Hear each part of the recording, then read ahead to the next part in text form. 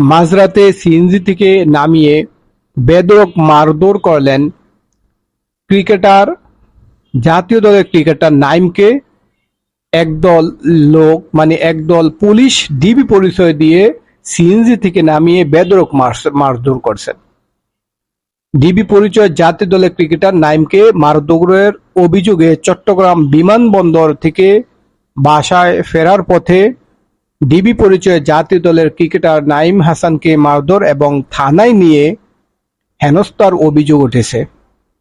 এ সময় তার গলা চেপে ধরা হয় বলে অভিযোগ করেন তিনি। আর এই ঘটনা ঘটছে শুক্রবার 12 জুন রাতে বিমানবন্দর থেকে বাসায় যাওয়ার পথে এই ঘটনাটি ঘটে। জানা গেছে যে ঢাকা প্রিমিয়ার লিগের খেলা শেষে চট্টগ্রামে ফেরেন নাইম। বিমানবন্দর থেকে বাসায় যাওয়ার পথে ডিবি পরিচয়ে কয়েকজন তাকে তুলে নিয়ে যাওয়ার চেষ্টা করেন।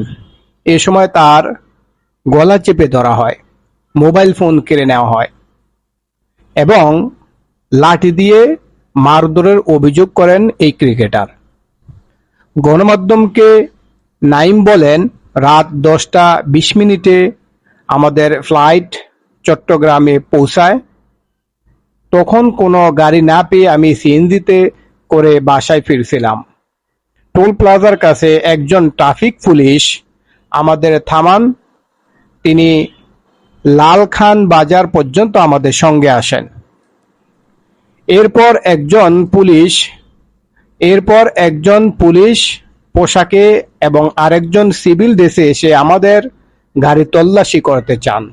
আমি ভেবেছিলাম তারা শুধু ব্যাগ চেক করবেন। তিনি আরো বলেন, এসআই শফিক আমাকে ধাক্কা দিয়ে সিএনজির ভিতর ঢুকিয়ে দরজা লক করে দেন।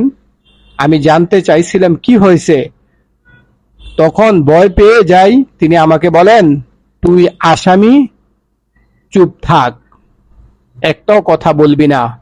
এরপর তিনি আমার কলার চেপে ধরেন এবং লাঠি দিয়ে মারধর করেন। শারীরিকভাবে নির্যাতনও করা হয়েছে তিনি অভিযোগ করেন। তাহলে দেখেন, একজন জাতীয় দলের ক্রিকেটার, ওকে ও রাতে ও কিন্তু এই রাতে নিরাপদ না।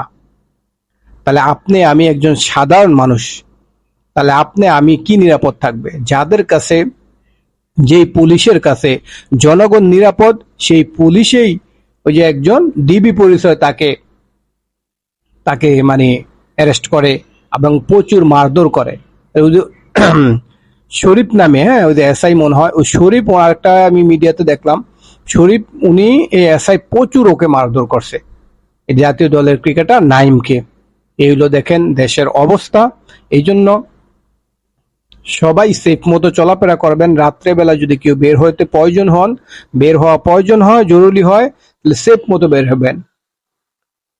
দেখেন, উনি একজন জাতীয় দলের ক্রিকেটার, উনি নিরাপদ না, আর আপনি আমি তো একজন সাধারণ মানুষ। তাহলে আপনার আমার কি অবস্থা? তাহলে সবাই ভালো থাকবেন, সুস্থ থাকবেন। আল্লাহ হাফেজ। আসসালামু আলাইকুম ওয়া রাহমাতুল্লাহ।